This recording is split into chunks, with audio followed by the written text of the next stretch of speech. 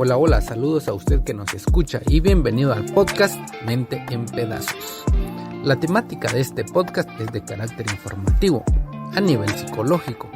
Nos fundamentaremos en teorías de psicólogos de la personalidad como Alfred Adler, Erik Erikson, Gordon Allport, Raymond Cattell, por mencionar algunos.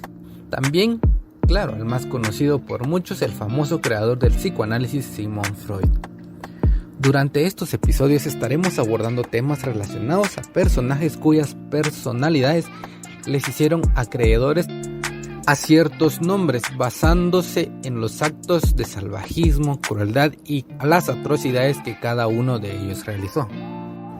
Después de escuchar cada análisis, juzgue usted mismo si nuestro personaje es merecedor al título que se le ha otorgado. Iniciamos nuestro primer episodio titulado No me abandones.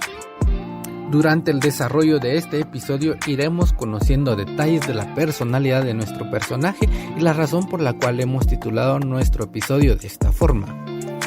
Y continuando con el programa, para el día de la fecha me acompañan nuestros colocutores quienes tienen experiencia en la rama de las teorías de la personalidad. Pero dejaremos que se presente cada uno de ellos para que los podamos conocer, ya que aportarán información valiosa e importante al caso de nuestro personaje. Hola, ¿qué tal? Mi nombre es Leslie Teyul. Hola, mucho gusto. Mi nombre es María José Chavarría. ¿Qué tal? Un gusto. Yo soy Alexandra Urrutia. Un gusto poder compartir con ustedes. Mi nombre es Delphi Cato. Mucho gusto, compañeros. Mi nombre es Denis Ramírez. También para mí es un gusto que usted pueda escucharnos en este momento. Mi nombre es Wesley Caal. Esperamos que disfrute de este episodio, que no está de más mencionar que es el primero, así que comparta el link, suscríbase y aceptamos donaciones que usted quiera realizarnos para que este programa sea realizado con mejor calidad. A la vez eso nos ayudará a evaluar qué tan interesante es el tema de este y de los episodios que iremos tratando en su podcast Mente en Pedazos. Así que comparta este programa y disfrute de este episodio. No me abandones.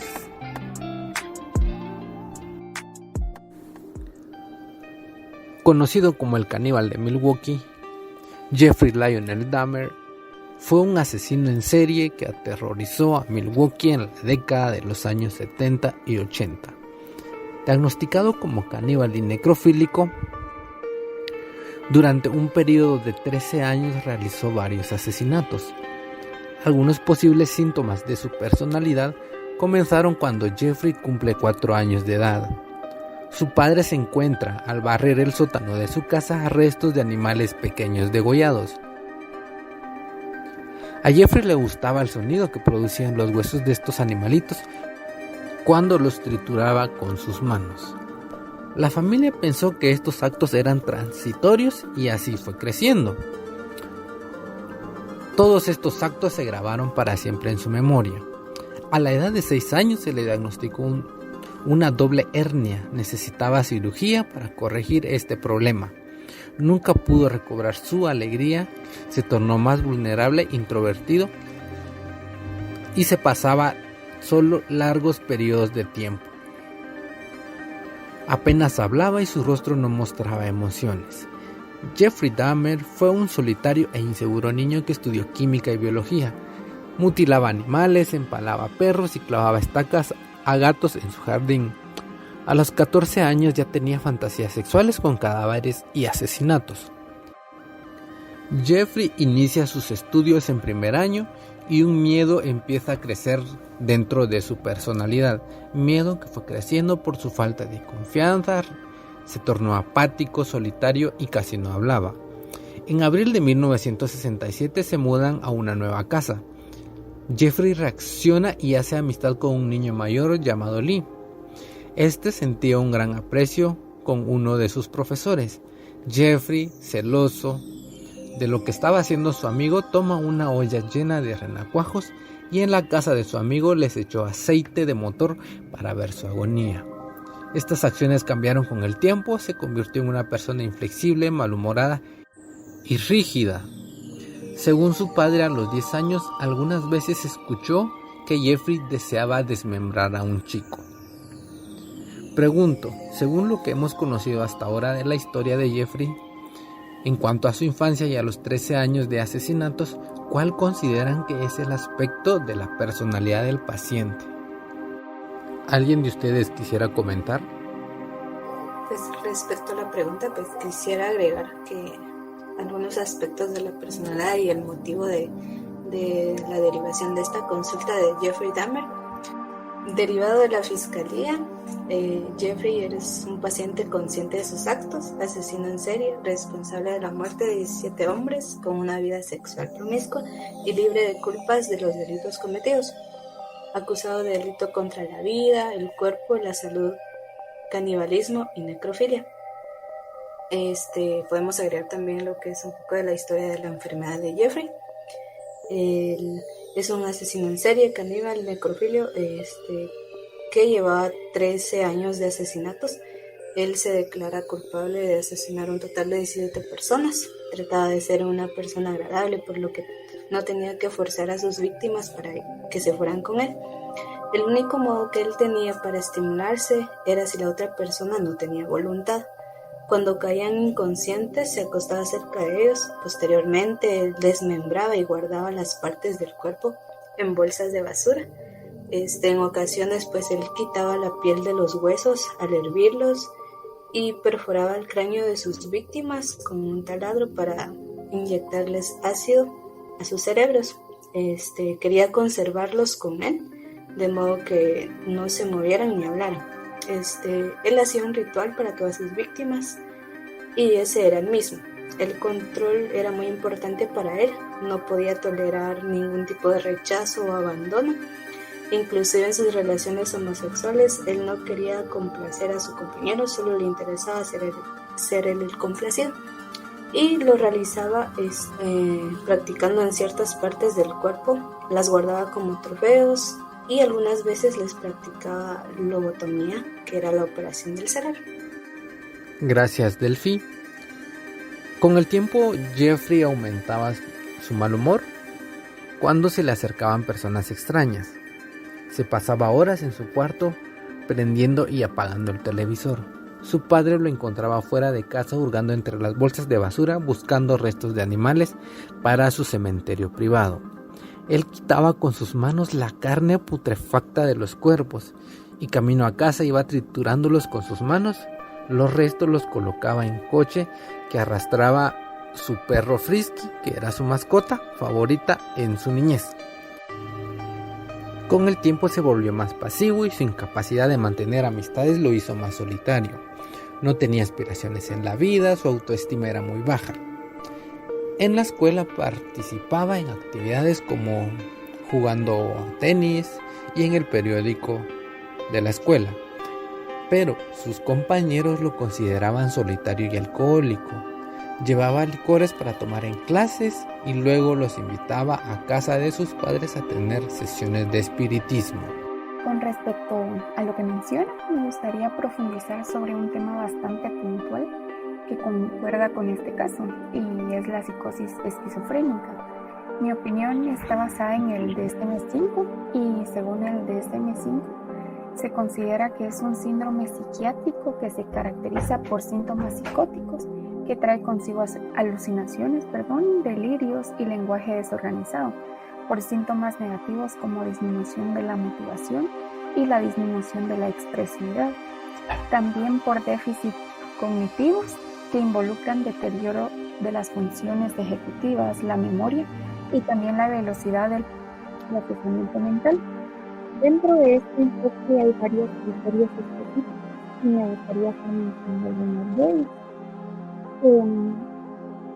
Durante una parte clínicamente significativa del tiempo transcurrido desde el inicio de la perturbación, el nivel de funcionamiento en una o más áreas principales, por ejemplo el trabajo, las relaciones interpersonales y autocuidado, está marcado por debajo del nivel alcanzado antes del inicio.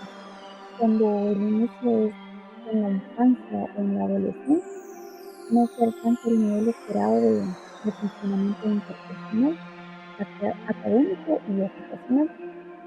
Otro de estos criterios específicos es que se ha descartado el trastorno esquizoafectivo y el trastorno depresivo bipolar, con características psicóticas porque se han introducido episodios depresivos o mixtos importantes simultáneamente con los síntomas de la fase activa o cualquier episodio del estado de ánimo ocurrido durante los síntomas de la fase afectiva que han estado presentes en una minoría de la duración total de los periodos activos y residuales de la enfermedad. Otro de estos criterios que mencionan en el DSM-5 es la alteración y se dice que no es atribuible a los efectos fisiológicos de una sustancia, por ejemplo, una droga de abuso o un medicamento u otra afección médica. Asimismo, no hay antecedentes de trastorno del espectro autista o un trastorno de comunicación de inicio en la infancia. El diagnóstico adicional de esquizofrenia se realiza solo con delirios o alucinaciones prominentes, además de los otros síntomas requeridos o esquizofrenia. También están presentes durante al menos un mes o más de un mes si se trata con éxito. Además de las áreas de dominio de estos síntomas, en el primer criterio diagnóstico, la evaluación de los dominios de estos síntomas cognitivos de depresión y manía, pues es vital para distinguir entre la esquizofrenia y otros trastornos psicóticos. Gracias por el aporte, Majo. Y continuando con nuestra historia, Jeffrey Dahmer gustaba mucho de las clases de biología y disección. En una ocasión comentó a un compañero: rebano a este pez por el medio porque quiero ver cómo es por dentro, saber cómo funcionan las cosas. Años después utilizó la misma excusa con los oficiales de policía, pero esta vez por abrir cuerpos de hombres. 3 psiquiatras examinan a Dahmer, en donde se mostró manipulador, resistente y esquivo. En una ocasión fue arrestado y culpado de violación. En esa ocasión lo examinan y recomiendan hospitalizarlo y tratarlo con medicamentos. No existe ningún diagnóstico anterior a este. El ritual para todas sus víctimas fue siempre el mismo. Los invitaba a su departamento para que posaran y les tomara fotos o que vieran pinturas e incluso a mirar videos pornográficos. Les daba calmantes fuertes en bebidas. Una vez drogados los estrangulaba con sus manos o su cinturón. La mayoría de veces tuvo sexo con los cadáveres y luego se masturbaba sobre ellos. Antes de desmembrar su cuerpo, tomaba fotos del cadáver para recordar cada asesinato. Luego lo desmembraba, tenía cierta atracción por las vísceras. Le gustaba sentir el calor que desprendían estas. Finalmente fotografiaba cada paso desmembrando el cuerpo para disfrutarlas después. Y en esta parte que les pregunto, ¿cuál era el contexto en el que Jeffrey se desarrollaba? Precisamente, ¿verdad? Dentro de los puntos del aspecto contextual de Jeffrey, podemos resaltar, ¿verdad?, que él era el primero de 2 hijos y pues según la biografía nos indica que era un niño enérgico y feliz, al menos hasta la edad de 4 años, ¿verdad?, que fue cuando lo operaron de una doble hernia. Y pues esto marcó al final un antes y un después en su vida, ya que después se volvió un niño deprimido y retraído, y aún más con el nacimiento de su hermano. En el ambiente de la escuela, en la escuela primaria, Dahmer era considerado tranquilo y tímido, ¿verdad? Y en su familia pues tenía frecuentes movimientos. Incluso pues sus padres le contrataron un tutor y sus papás, ¿verdad?, se divorciaron antes de que él cumpliera los 18 años. Y meses después, pues su padre se volvió a casar. Luego ingresa a la universidad y falla por el abuso con la bebida. Y su papá lo que hizo fue enlistarlo en el ejército como médico especialista en el Fort Sam Houston en San Antonio, Texas.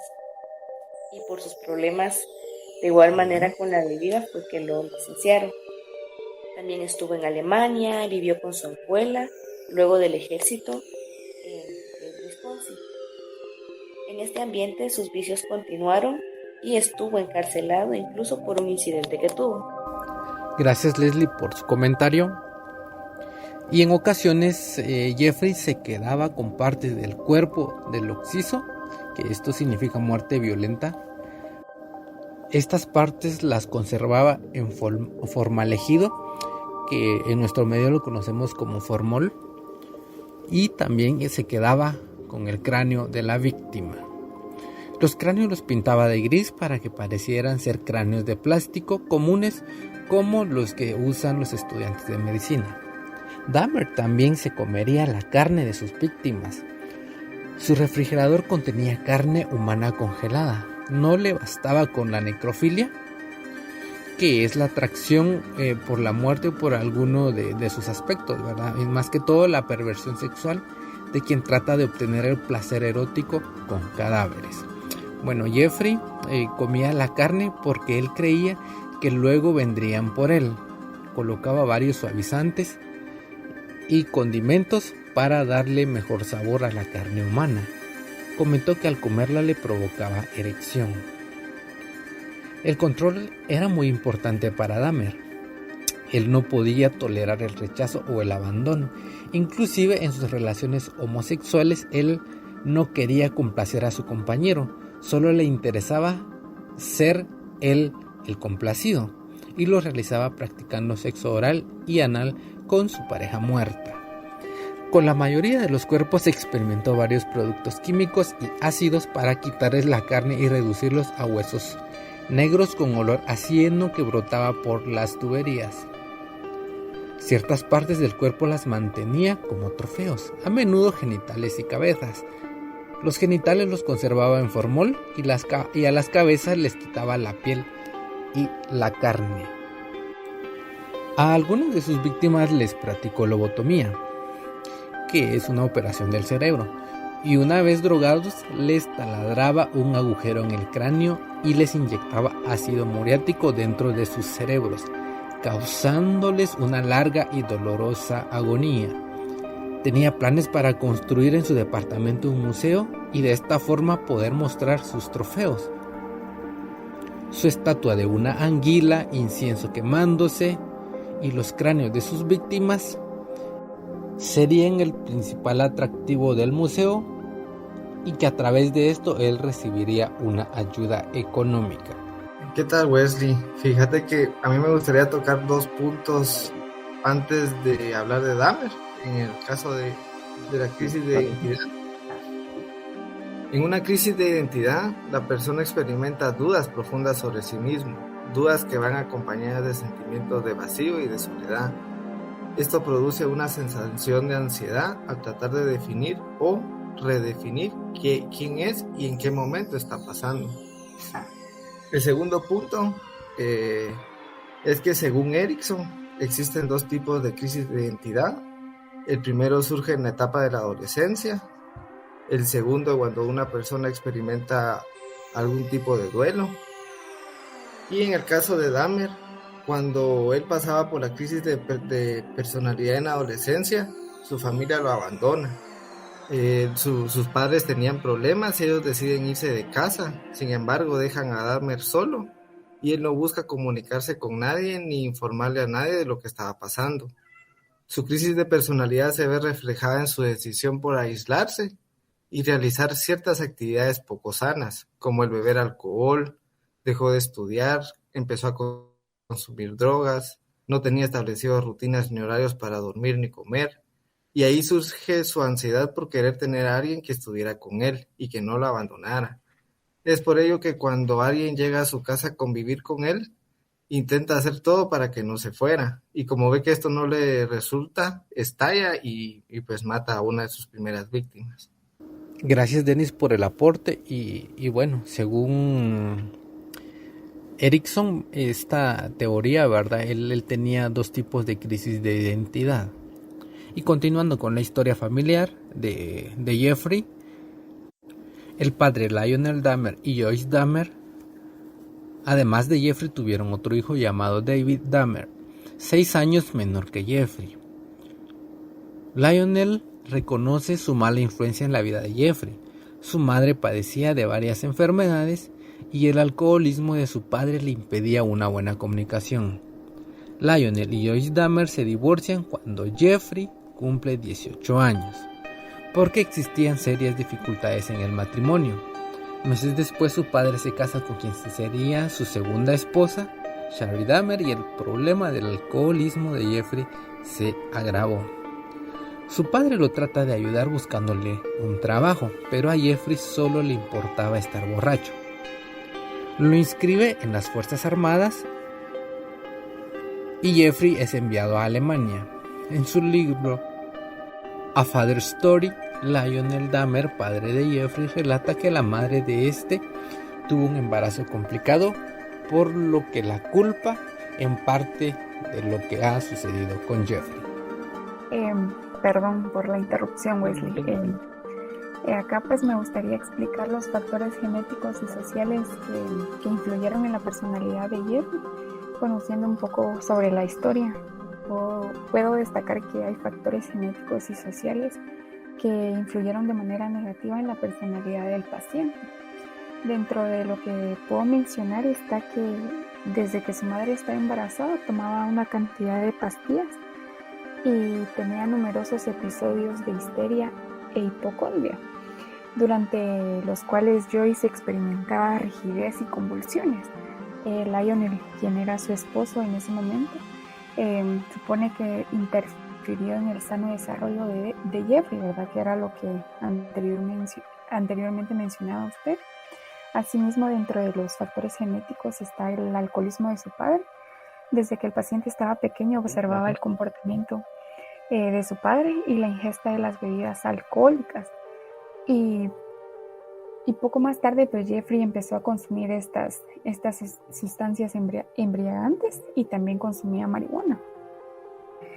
Con respecto a los factores sociales y los efectos que estos tuvieron, puedo mencionar el rechazo de su madre. Se sabe que Joyce tuvo un parto complicado cuando nació Jeffrey. Ella mencionaba que le hubiese gustado esperar para ser madre y no ser una madre tan joven, lo que causó que tuviera una depresión postparto. También puedo mencionar dentro de los factores sociales las discusiones que tenían sus padres, la relación que ellos tenían, pues obviamente se deterioraba cada vez más. En muchas ocasiones Jeffrey presenció estas discusiones que Tenemos problemas con el micrófono, pero ya lo vamos a solucionar. Sí.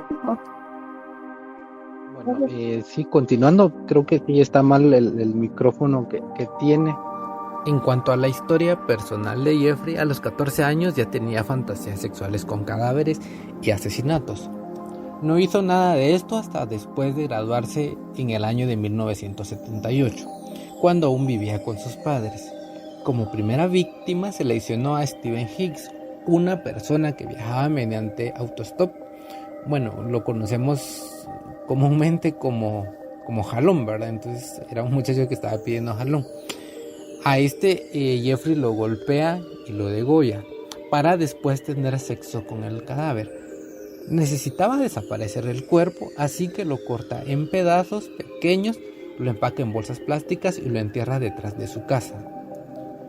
Jeffrey presenta exámenes para estudiar en la Universidad de Ohio, pero no es admitido.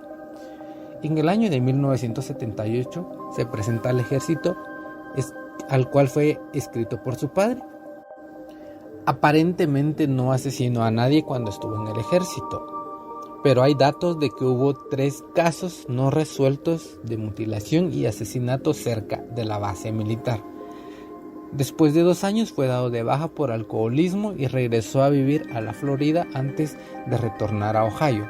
Una vez en casa, desentierra el cuerpo descompuesto de Hicks, lo tritura con un martillo y los restos los esparce sobre la madera de su casa. Muy bien, como mencionaban con anterioridad, a los 14 años tenía fantasías sexuales con cadáveres y asesinatos. En este momento, Jeffrey inicia sus estudios en primer año y un miedo empieza a crecer dentro de su personalidad. Por su falta de autoconfianza, se tornó aún más apático, solitario y casi no hablaba. Su actitud negativa le impidió tener amigos, relaciones, trabajos, intereses, ocupaciones, esperanzas o simplemente un lugar donde vivir. Nunca llegó a socializarse y su interior emocional se fue degradando mientras llenaba ese enorme vacío de ira que comenzó a descargar agrediendo a animales. Al graduarse de la secundaria, los padres de Jeffrey Dahmer decidieron divorciarse.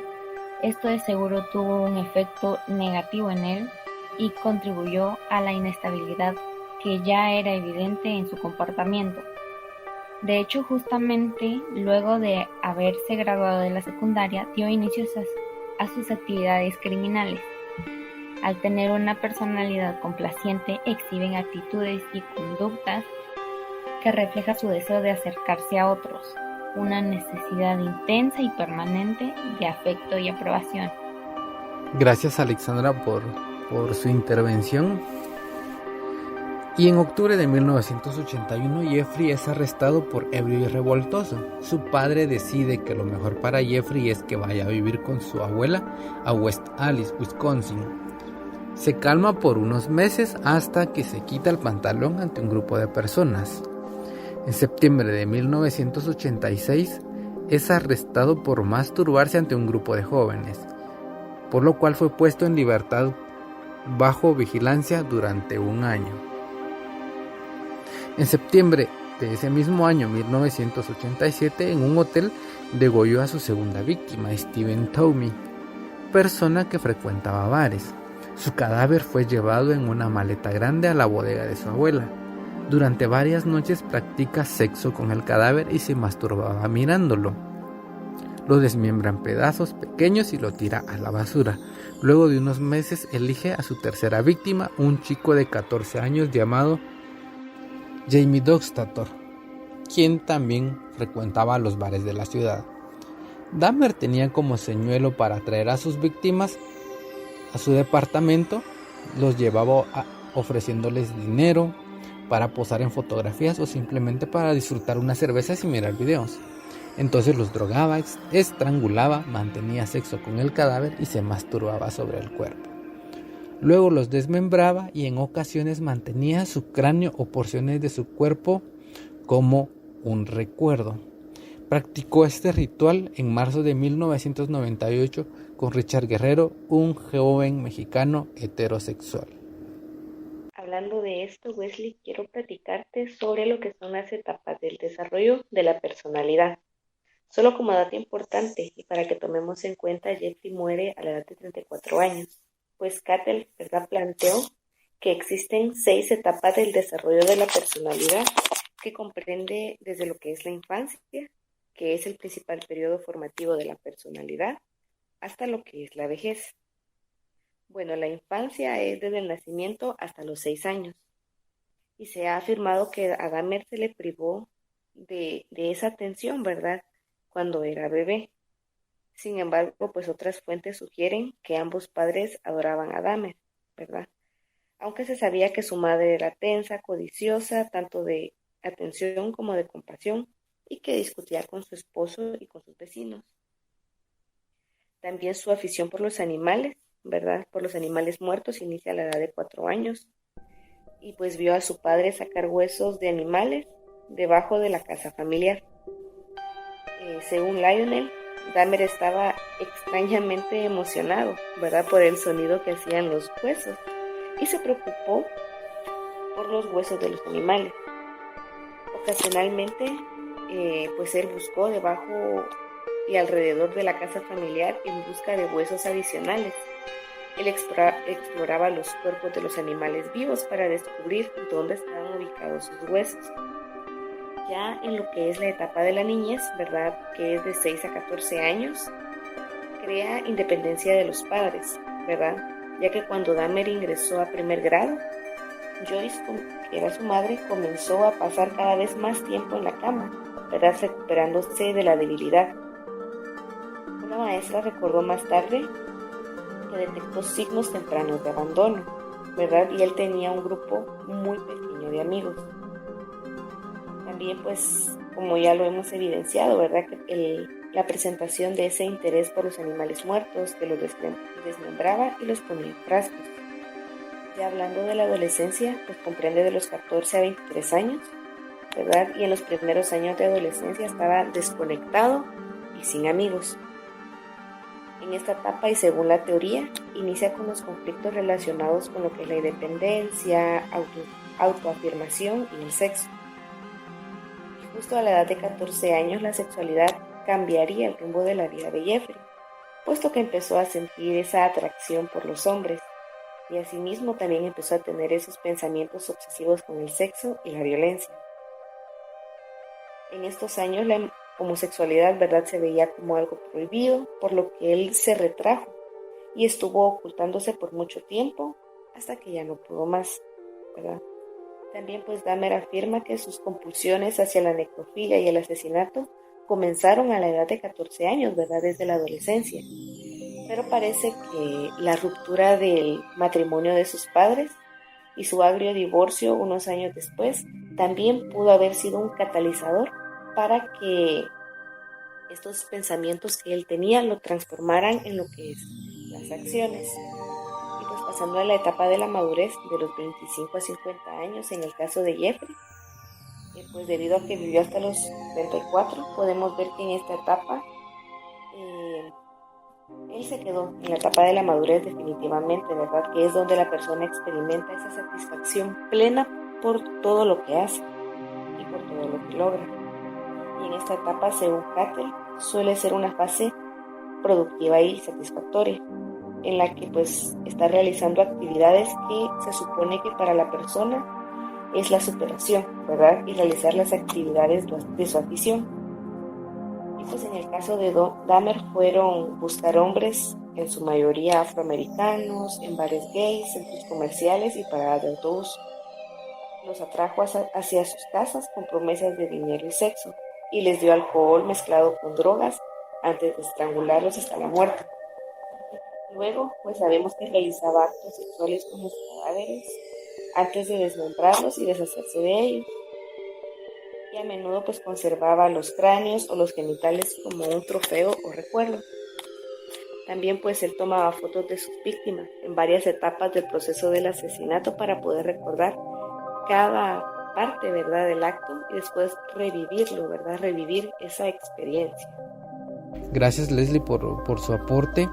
Y continuando, en un año, Dahmer había asesinado a 4 personas y su abuela ignoraba las cosas que sucedían en la bodega de su casa, pero escuchaba los ruidos de Jeffrey y a sus amigos cuando estaban ebrios. Que el 25 de septiembre de 1988, Jeffrey se muda a un departamento ubicado en North Street en Milwaukee. Al día siguiente ofreció a un chico de 13 años $50 para posar en unas pinturas. Lo droga, lo acaricia, mantiene relaciones sexuales con él, pero no le hace ningún daño. Por coincidencia increíble, el chico era de apellido Sintomasonfon, el hermano mayor del chico que Dahmer degollaría en mayo de 1991. Los padres del chico lo llevaban a un hospital donde confirman que había sido drogado. La policía llega al trabajo en Ambrosia Chocolate, donde trabajaba Jeffrey, y lo arrestan por violación a un menor de edad. En enero de 1989 se defiende alegando que pensaba que el chico era mayor de edad. Mientras esperaba la sentencia, regresa a la casa de su abuela. Conoce en un bar a un homosexual de 24 años llamado Anthony Sears, de igual característica, era una persona de color que el resto de sus víctimas. Le ofrece dinero para posar en unas fotos. Estando en la casa de su abuela, sigue su mismo ritual: lo droga, lo estrangula, tiene sexo con su cadáver y mutila el cuerpo. Según Erickson, los factores sociales e históricos afectan la formación de la identidad del yo, y a su vez esto afecta la naturaleza de la personalidad. A Dahmer, a los 6 años, se le diagnosticó una doble hernia. Necesitaba cirugía para corregir este problema. Nunca pudo recobrar su alegría después de ese suceso. La adolescencia es la etapa en la que se construye la identidad del yo. Esto ocurre entre los 12 y los 18 años de edad. A los 14 años, Jeffrey Dahmer ya tenía fantasías sexuales con cadáveres y asesinatos. creció con miedo en su personalidad. Este miedo fue creciendo por su falta de autoconfianza. Debido a eso, se tornó apático, solitario, vulnerable, introvertido. Su rostro no mostraba emociones y casi no hablaba. Gracias por el comentario, y según lo que comenta Alexandra, podemos notar que en esta crisis del desarrollo de la identidad del yo, hacía que Jeffrey de alguna forma hiciera o cometiera todos estos asesinatos que realizó. Por lo cual el 23 de mayo de 1989 el abogado defensor de Jeffrey presenta sus argumentos ante el juez y pide una condena mínima de 5 años. El comportamiento para la comunidad del señor Dahmer es peligroso. 3 psiquiatras examinan a Dahmer, en donde se mostró manipulador, resistente y esquivo, por lo que recomiendan hospitalizarlo y tratarlo con medicamentos. Su abogado defensor argumenta que Dahmer necesita un tratamiento médico y no la prisión. Dahmer culpó su comportamiento al alcoholismo. Lionel, el padre de Dahmer, le dice a su hijo que ha llegado al extremo, que ha gastado mucho dinero tratándolo de ayudar y que ya no soportaba tener a un hijo ladrón, alcohólico, exhibicionista, acosador sexual, y que prefería verlo muerto que en esa situación. El juez lo condenó a 5 años y le ordena pasar 1 año en un hospital mental para trabajar en su recuperación.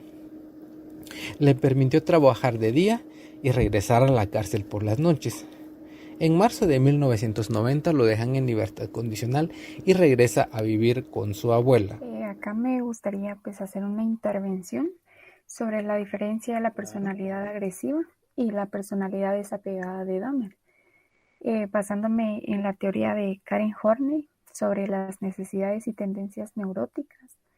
Ella decía que las tendencias neuróticas implican actitudes y conductas compulsivas. Con esto quiero decir que una persona neurótica tiene el impulso de comportarse de acuerdo con una de las tendencias neuróticas por lo menos, y dentro de estas está la personalidad agresiva y la desapegada. También las manifiesta indiscriminadamente en cualquier tipo de situación, y la diferencia entre la personalidad agresiva y la desapegada es que en la agresiva Jeffrey se desencadenó cuando su padre encuentra restos de animales degollados y empieza el gusto por el sonido que producen los huesos de estos animales. La personalidad agresiva se manifiesta por la agresividad hacia otras personas.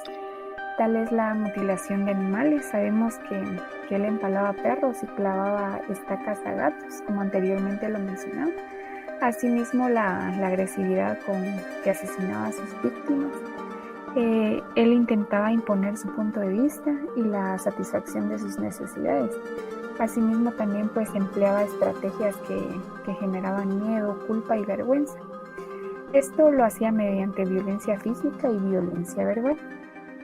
A diferencia de la personalidad desapegada, que hace referencia al tiempo que pasaba solo y no causaba daño a los demás.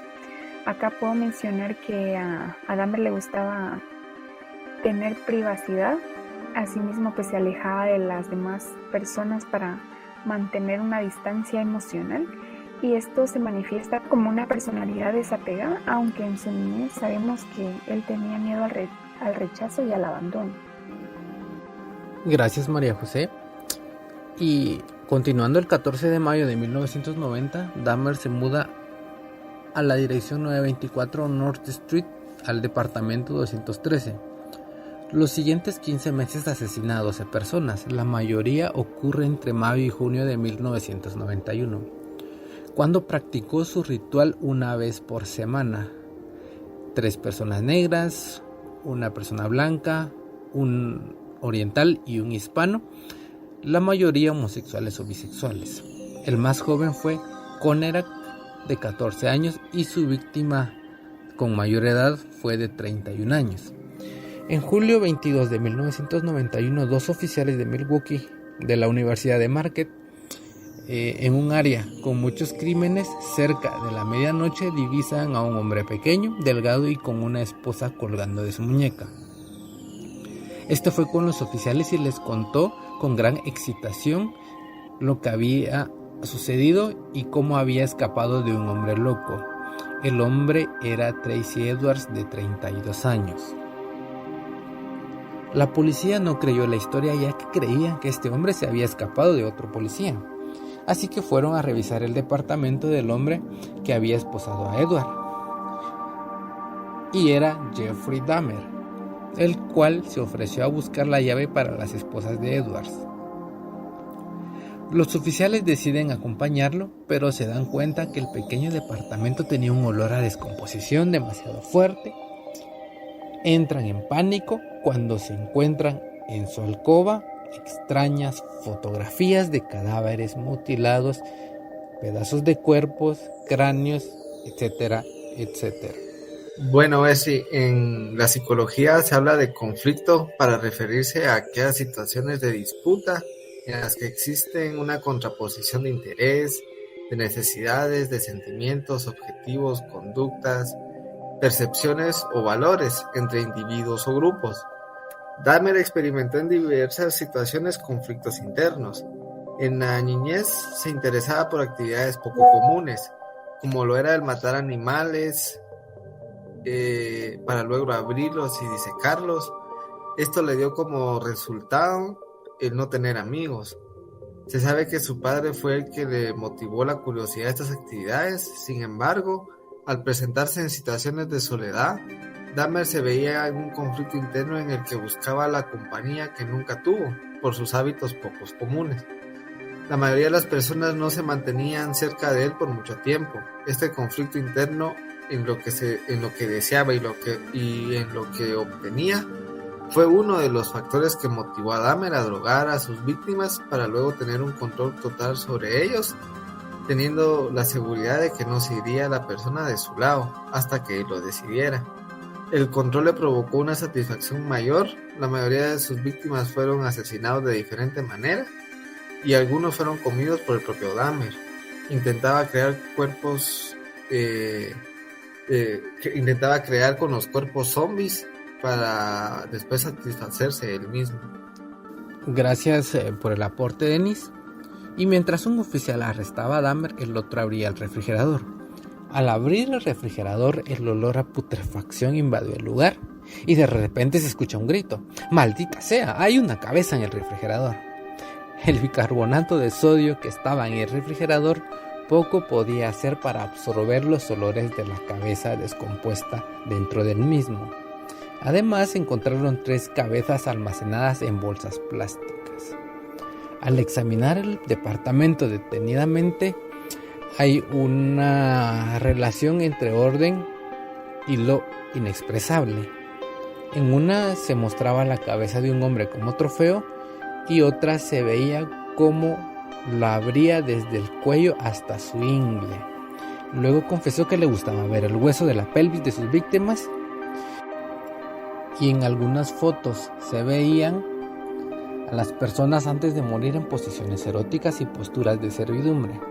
En otras, las víctimas agonizando, mientras el pequeño dormitorio estaba muy aseado y en orden. El olor nauseabundo del lugar era insoportable. En el gabinete de su alcoba estaban su extraña colección, como manos en descomposición, y en una división aparte con 2 cráneos también había envases con alcohol etílico, cloroformo, formol, en el cual habían penes conservados en frascos. Y ya para ir finalizando, me parece que hay una teoría de la personalidad que habla en cuanto a la autoimagen idealizada que pudo haber tenido nuestro personaje. Así es, y me gustaría agregar que esta teoría es en base a Karen Horney, en donde pues podemos observar que sí existe la imagen autoidealizada. Esto se construye con el mismo propósito que un individuo normal, que es unificar la personalidad. Esto en su esfuerzo por realizar dicho ideal el neurótico sucumbe a lo que Horney llamó la tiranía de los debería. Esto convenció de que debería ser el mejor. Como pudimos escuchar durante todo este caso, ¿verdad? Él siempre quería ser el mejor en todo y quería satisfacerse en cada una de sus necesidades. Él estaba convencido de que como una autoimagen real era muy negativa, se cree que su conducta debería corresponder a la autoimagen ilusoria, donde se ve bajo una luz sumamente positiva. La autoimagen neurótica no coincide con la realidad, pero es objetiva y verdadera para quien lo construyó. Gracias, Delphi, por esta intervención y este aporte que ha realizado. Y ya finalizando con nuestro análisis, desde el descubrimiento hasta el juicio de Jeffrey, se observa que su mirada era la de un hombre normal y su condena la recibe con calma. Y Jeffrey declara: para ustedes es muy duro creer que un humano haya hecho todo esto, pero reconozco que yo lo hice. Jeffrey es sentenciado a 15 cadenas perpetuas y 957 años de prisión. Una cadena perpetua por cada persona asesinada. Tiempo después convence al personal de la prisión que lo dejen salir al área comunal del reclusorio y es asignado a un compañero de celda, un hombre de color acusado de asesinato en primer grado. Una mañana los guardias encuentran a Dahmer con la cabeza destrozada. Dahmer fue declarado muerto clínicamente a las 9:11 del 28 de noviembre de 1994. Y bueno, durante toda esta historia que hemos estado analizando, pues les comento que hay una serie muy famosa, ¿verdad? Que se acaba de publicar, en donde se muestra la vida de Jeffrey, pero pues, por obvias razones, ¿verdad? La serie no está tan apegada a la realidad, a cómo sucedieron exactamente las cosas, porque tiene que ser censurada, ¿verdad? Explícitamente no se puede publicar todo esto, pero también en esta serie ahí podemos notar rasgos de Jeffrey o características que cuando estaba con sus víctimas, la mayoría de ellos quería irse, ¿verdad? Cuando ya veían la situación, a pesar de que estaban drogados, pues ellos sentían ese peligro, ¿verdad? Y querían retirarse, querían escapar, ¿verdad? Y Jeffrey siempre usaba una frase que está muy marcada en esta serie y él decía: todos me abandonan. Y bueno, y relativamente sí todos lo abandonaban, ¿verdad? Desde niño él no tenía buenas relaciones con sus compañeros de clases, pues en la adolescencia tampoco, ¿verdad? Quienes eran sus amigos también se alejaron de él, sus padres se separan y también lo abandonan. Entonces cuando ocurría esto con sus víctimas, él siempre repetía esta frase: todos me abandonan, y era muy recurrente en él. Y por esta razón nosotros titulamos nuestro primer episodio No me abandones. Así que con lo que nosotros ya hemos intentado analizar, ¿verdad? Usted juzgue si Jeffrey poseía los rasgos de la personalidad que nuestros colocutores han desarrollado. Y no está de más también mencionar que la historia de Jeffrey pues ha sido analizada por psicólogos y psiquiatras desde lo que sucedió hasta el día de hoy. Bueno, y la serie, ¿verdad?, está siendo muy famosa, pero la historia de Jeffrey se remonta al año 70, 80, incluso 90, ¿verdad?